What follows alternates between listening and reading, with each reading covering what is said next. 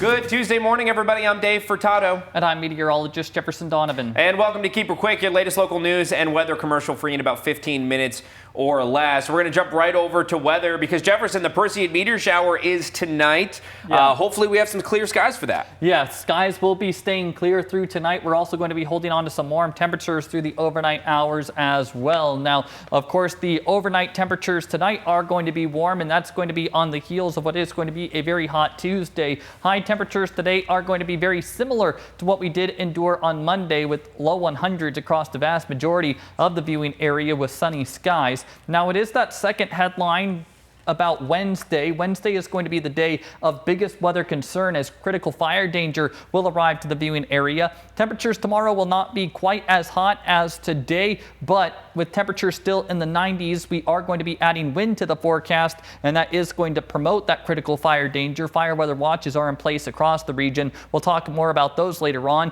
and we'll also talk about a cool down that is set to arrive by the time we get to Thursday. We'll talk more about all three of these weather headlines coming up.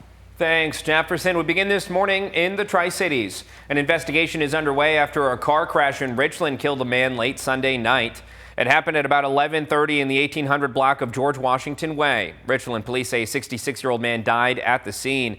Investigators arrested the 40-year-old man behind the wheel and say he was driving under the influence and has been booked on a vehicular homicide charge. If you have any information to help progress the investigation, you're encouraged to reach out to Richland police via their non-emergency line. And amid these hot and dry conditions, firefighters in Benton County were quick on their feet to tackle a blaze yesterday evening. Take a look at this photo from the scene. Firefighters with Benton County Fire District 1 tell us the fire ignited at around 5:30 p.m. alongside Interstate 82 on the south end of Kennewick. They say a pickup truck lost a wheel, causing sparks to fly into dry brush. The blaze, which burned about 1.5 acres, was contained within about 20 minutes. No injuries were reported. Japanese beetle populations continue to soar in parts of the Tri-Cities. Check out this map provided by the State Department of Agriculture of recent Japanese beetle sightings in Pasco and Kennewick. While more than 2,200 beetles have been recovered in Pasco-based traps this year, more than 5 times as many as last year, leaders with the WSDA say those numbers could climb higher. It's going to get a little worse before it gets better because, like I said, we're early in our treatment program for Pasco anyway. And it is going to take, most programs on average, we're talking 5 to 10 years to eradicate a population of this size. Since being first discovered in 2020, most Japanese beetles found across southeastern Washington have been within the lower Yakima Valley near Sunnyside, Grandview, and Prosser. They pose a significant threat to agricultural crops and a wide array of foliage if left unchecked. Now, changes are coming to Ellensburg's only public pool as the city works to preserve a decades-old facility that's well past its expected lifespan. KMA's Anissa Williams has the details.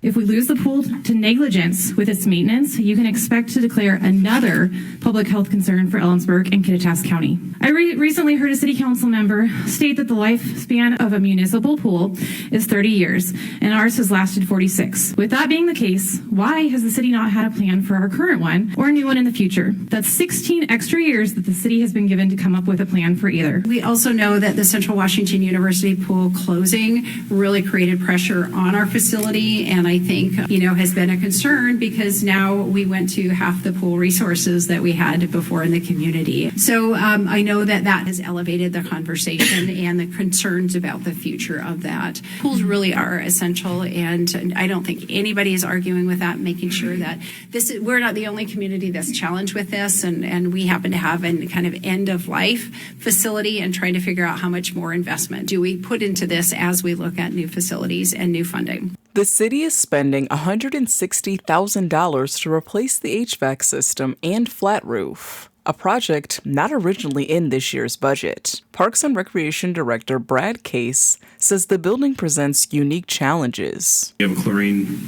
system. It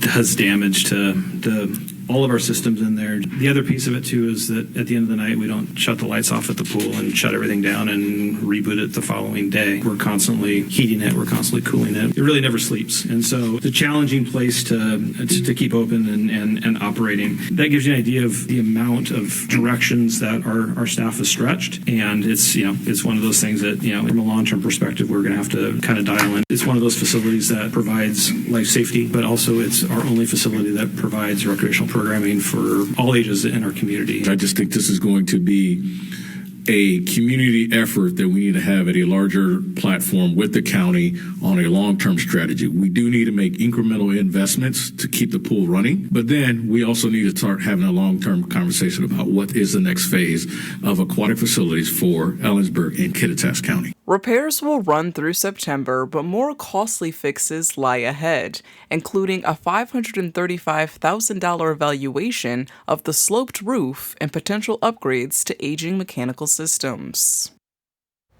KIMA's Anissa Williams, thank you. There's a road closure in Richland expected to last about 3 weeks because of construction on the Dallas Road Roundabouts project.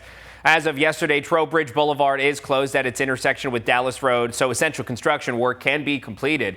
The city of Richland says this closure is expected to last approximately 3 weeks with an anticipated reopening in early September. There are detour signs in the area to help you get where you're going. And Richland public libraries are getting ready to change their hours because of shifting patterns from those who use its services. Starting September 2nd, Monday through Thursday, hours will be from 9 in the morning until 8 in the evening. Right now, it's 10 a.m. to 9 p.m. Richland Library Board made the move because of low traffic at night. Friday through Sunday hours will stay the same. And the city of Richland is looking for feedback to improve the community. City leaders have opened surveys for residents to submit comments pertaining to parks, recreation, and open space programming. This is part of a 6-year plan focusing on making long-term projects to better shape the community. A lot of interaction with the public. Our community is great about telling us what they want.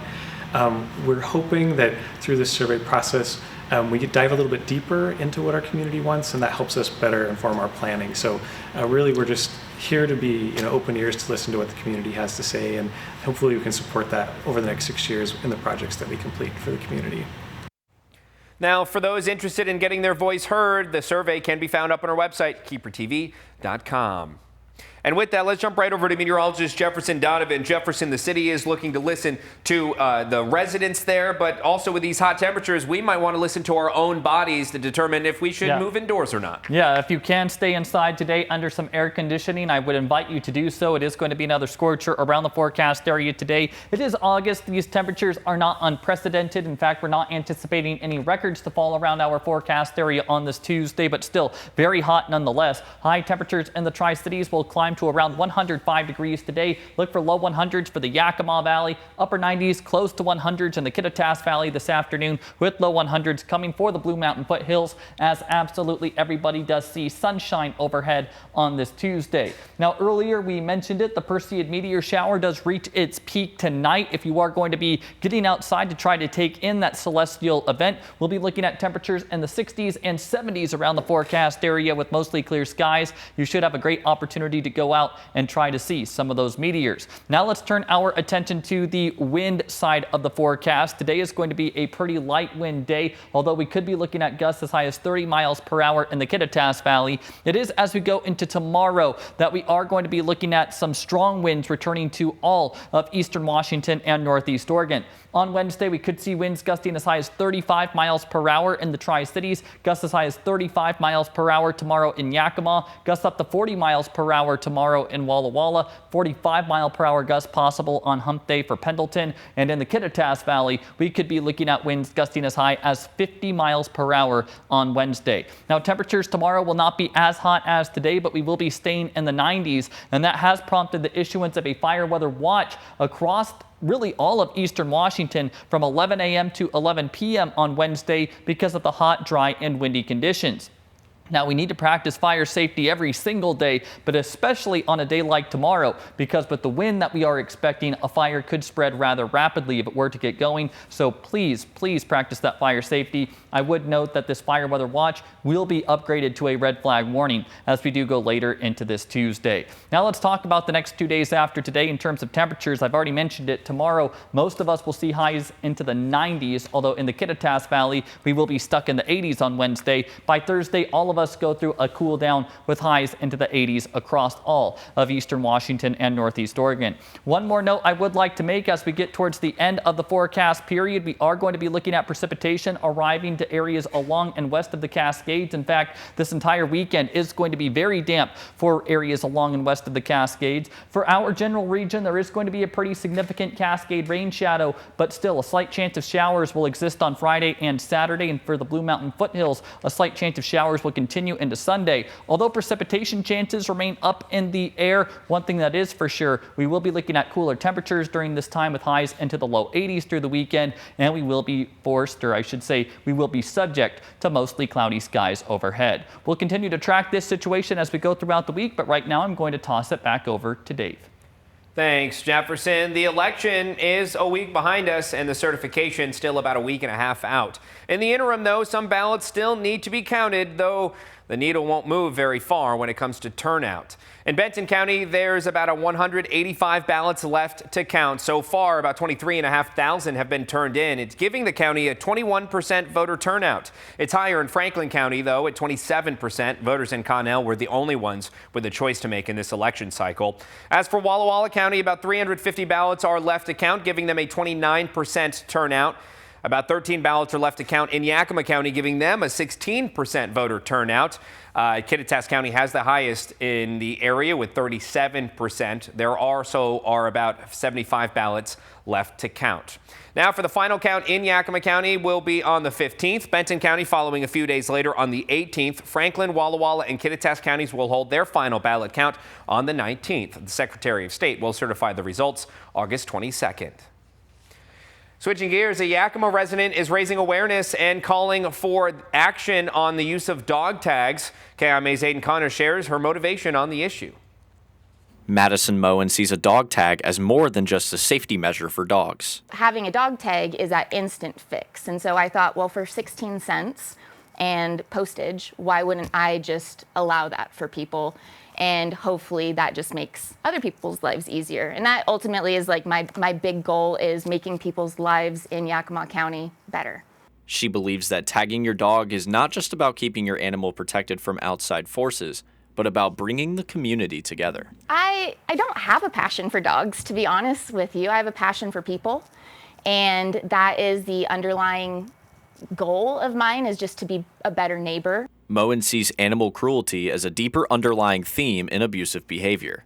I think that it's very easy to determine that people who are abusing their dogs are also abusing their families. They're abusing people in the community. They're the ones who have rap sheets. They're the ones who tend to be more violent, right? And so to me, it just seems so simple to get it before it gets bad. She views the issue as one that is community-oriented. My blame does not go anywhere to the Humane Society or animal control or any of those things. Those people are at their absolute max. Moen is not looking for profit, but for a collection of people willing to make a change. I'm not looking for money because I don't have a huge overhead. I'm looking for participation. Right now, I have a petition started. We've gathered over 1,000 signatures, and it is demanding that Prosecutor Joe Brusick prosecute animal cruelty. Moen started back home Terrace Heights to bring those around her together and for a positive outcome on a disheartening issue. Reporting for Action News, I'm Aiden Connor. KIMA's Aiden Connor, thank you. And tonight you guys may want to look up. The Perseid Meteor Shower is at its peak, meaning you might have a chance to see it. The lunar spectacle, it gets its name from the Perseid constellation. Leaders with the Planetarium Center at Columbia Basin College say the best time to see it is from the evening hours until early morning. This year's shower is expected to produce 75 to 100 meteors per hour, but might look a little different than years past. have the moon to contend with, so the moon kind of adds some light pollution, so it makes it very difficult to see. However, what's good about this meteor shower is that the meteors in this one tend to be a little bit brighter, so you are still able to see a little bit. I went out my last couple nights and I was able to see a few of them, so they are bright enough to kind of beat the light pollution a little bit. But if you're in a dark sky area, it's much better. Obviously, you'll see even the more fainter ones. Now, the peak of the meteor shower will go from now through the 13th. The best place to see this peak will be looking to the north of the Tri-Cities, where there is darker skies. And that does it for us. Thank you for watching this episode of Keeper Quick. For more local news and weather, you can head over to our websites, keeperandkimatv.com, as well as our Facebook pages. But while you're here, be sure to subscribe to our YouTube channel to keep up with our latest mini newscasts Monday through Friday. Have a terrific Tuesday, everybody.